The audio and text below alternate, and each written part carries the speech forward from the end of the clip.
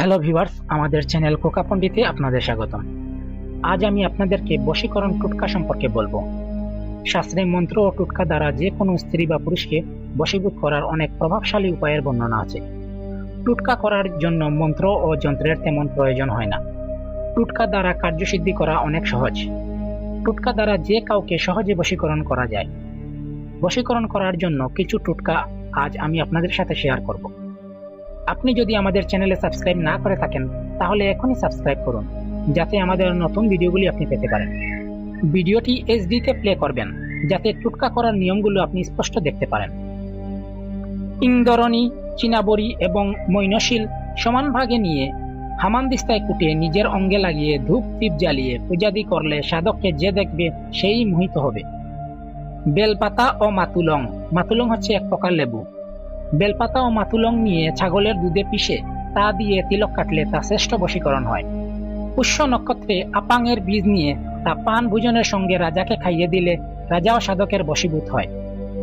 ঘি, গুয়ারের কন্দ, ভাং এর বীজ একসাথে পিষে তিলক করলে বশীকরণ হয়। নীলকমল, গুগগুল এবং অগুর এগুলি সমমাত্রায় নিয়ে নিজ অঙ্গে লাগিয়ে ধূপ ধুনা জ্বালালে যে দেখবে সেই মোহিত হবে। পুষ্য নক্ষত্রে সিংহীর শিকড় তুলে আনতে হবে এবং সেটি কোমরে বেঁধে রাজসভায় গেলে সবাই বশীভূত হবে। ডুমুরের ফুলের দ্বারা সলতে বানিয়ে মাখন ভরা প্রদীপে রাতে জ্বালিয়ে কাজল তৈরি করে ও তা চোখে পড়লে যার দিকে তাকাবে সেই বশীভূত হবে। পুষ্য নক্ষত্রের অন্ধকার রাতে প্রদীপ জ্বালিয়ে তার শিকা দিয়ে কাজল বানিয়ে তাতে হরতাল ও সুহাগ মিশিয়ে ময়ূরের পাখনা দিয়ে যার মাথায় দেবেন সেই বশীভূত হবে। চৈত্র মাসের কৃষ্ণপক্ষের অষ্টমীর দিন চিতা গাছকে জানান দিয়ে আসবে। এবার নবমীর দিন ওই গাছ নিয়ে এসে ধূপ দ্বীপ জ্বালিয়ে নিজের কাছে রাখলে সকলেই তোমার বশীভূত হবে। চন্দ্রগ্রহণের সময় সরপোকা গাছের শিকড়কে বিধিপূর্বক তুলে এনে জলের সাথে শিল নোড়ায় পিষে চুকে কাজলের মতো পড়তে হবে। সেই চুকের দিকে যে তাকাবে সেই বশীভূত হবে। পুষ্য নক্ষত্রে পূর্ণবার শিকড় এনে ডান বাহুতে বাঁধলে সর্বলোক বশীভূত হয়। সুদর্শন গাছের শিকড়কে বাহুতে বেঁধে রাজার কাছে গেলে রাজাও বশীভূত হয়। চন্দন, রুলি, গরুচন, কর্পূর একসাথে মিশিয়ে লাগালে রাজগণও বশীভূত হয়। মেটাশিঙ্গি, বচ, ধুনো, ঘর্ষ, চন্দন ও ছোট এলাচ সমান মাত্রায় নিয়ে কুটে পিষে নিতে হবে। এবার ওই সব জিনিসের ধুনো তৈরি করে তা জ্বালিয়ে পরিধেয় কাপড়ে তার ধুনো দিলে যে কোনো স্ত্রী বা পুরুষ বশীভূত হয়। শ্রবণা নক্ষত্রের দিন নিয়ে আসা বেত গাছের টুকরো ডান হাতে ধারণ করলে যুদ্ধেও বিজয় প্রাপ্ত হয়। চন্দন ও বটের মূল জলের দ্বারা পিষে সমমাত্রায় ভস্ম নিয়ে কপালে তিলক কাটলে যে দেখবে সেই বশীভূত হবে।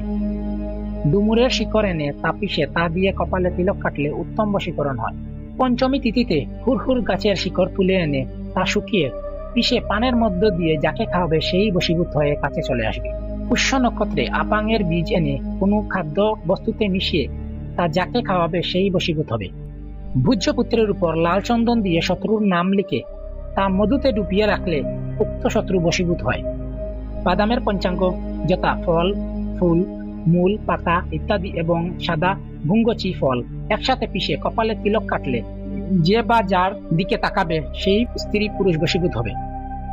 পূর্ব ফাল্গুনী নক্ষত্রে কোনো বাগানে গিয়ে অনার নিয়ে আসতে হবে এবং ওই অনারকে ধূপ দীপ দেখিয়ে নিজ ডান হাতে বেঁধে রাজসভায় গেলে রাজাও বশীভূত হবে। মুথা গাছের শিকড় মুখের মধ্যে রেখে যার নাম উচ্চারণ করা যাবে সেই বশীভূত হবে। ভরণী বা পুষ্য নক্ষত্রে চাপার কলি এনে হাতে বাঁধলে লোক বশীভূত হবে। মধু, খস ও চন্দন মিশিয়ে তা দিয়ে তিলক কেটে যে স্ত্রী বা পুরুষের কাঁধে হাত দেবে সেই বশীভূত হবে। ভরণী বা পুষ্য নক্ষত্রে সুদর্শন গাছের শিকড় এনে যদি বাহুতে বাঁধা যায় তাহলে সে সবাইকে বশ করতে পারবে। পুষ্য নক্ষত্রে নিয়ে আসা চামেলি বা চম্পা গাছের শিকড় তাবিজে ভরে ধারণ করলে শত্রু বশীভূত হয় ও সর্বত্র বিজয় প্রাপ্ত হয়। এই ছিল আমাদের আজকের ভিডিও। পরবর্তীতে নতুন কোনো তন্ত্রমন্ত্র যন্ত্র নিয়ে আপনাদের সামনে হাজির হব। আপনি যদি আমাদের চ্যানেলে সাবস্ক্রাইব না করে থাকেন তাহলে এখনই সাবস্ক্রাইব করুন, যাতে আমাদের নতুন ভিডিওগুলি আপনি পেতে পারেন। ভিডিওটি যদি আপনাদের ভালো লেগে থাকে তাহলে লাইক করুন, কমেন্ট করুন এবং আপনার বন্ধুদের সাথে শেয়ার করুন। ধন্যবাদ।